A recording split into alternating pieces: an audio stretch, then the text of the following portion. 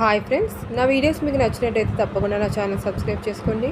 ఇంకా నిండు నూరేళ్ళ సాహసంలో ఏమవుతుందంటే గుప్తా గారు ఇంకా ఆరు బయట నుంచి వస్తూ ఉంటే గుప్తా గారు డౌట్ వచ్చి ఇలా అంటూ ఉంటారు, అంతా నీ పనేనా, నీ ప్లానింగే అని చెప్పి. లేదండి బాబు, నాకేం తెలియదు, నీ శక్తులు దురుపయోగిస్తున్నావా అని చెప్పి గుప్తా గారు అంటూ ఉంటారు. లేదండి, నాకు అసలు అంత తెలియదు అని చెప్పి అంటాడు. అయినా ఈ ప్లాను ఈ ఆలోచన నాకెందుకు రాలేదని చెప్పి ఇప్పుడు బాధపడుతున్నా అని చెప్పి ఆరు అంటూ ఉంటుంది.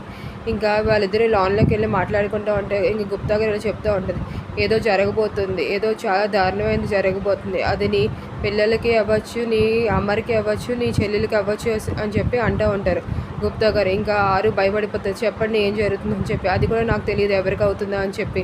ఇంక ఇక్కడ రణవీరు అంజుని ఎలాగైనా చంపుతే కానీ నాకు ఆస్తి రాదని చెప్పి లారీ డ్రైవర్తో మాట్లాడుతూ ఉంటాడు.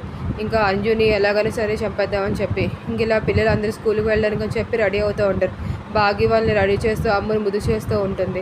ఇంకా రాతోడు వాళ్ళు టిఫిన్ క్యారేజ్లన్నీ తీసుకొని రెడీగా ఉంటారు తీసుకువెళ్ళడానికి అని చెప్పి స్కూల్కి. వెనకాల నుంచి అమ్మని కూడా దిగుతూ ఉంటాడు, మెట్లు దిగి అందరు కలిపి స్కూల్కి వెళ్ళడానికి అని చెప్పి రెడీ అవుతూ ఉంటారు. ఇంకా బాగి పిల్లలకి బాయ్ చెప్తూ ఉంటుంది. అమరు వాళ్ళని డ్రాప్ చేయడానికి అని చెప్పి రాతోడితో పాటు వెళ్తూ ఉంటాడు కారు దగ్గరికి. ఇంకా ఇక్కడ మనోహర్ వాళ్ళని ఎలాగా యాక్సిడెంట్ చేద్దామా లారీతో అని చెప్పి అంతా అబ్జర్వ్ చేస్తూ ఉంటాడు లారీ డ్రైవర్తో పాటు.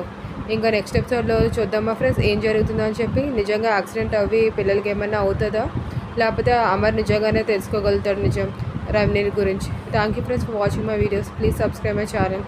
Thank you.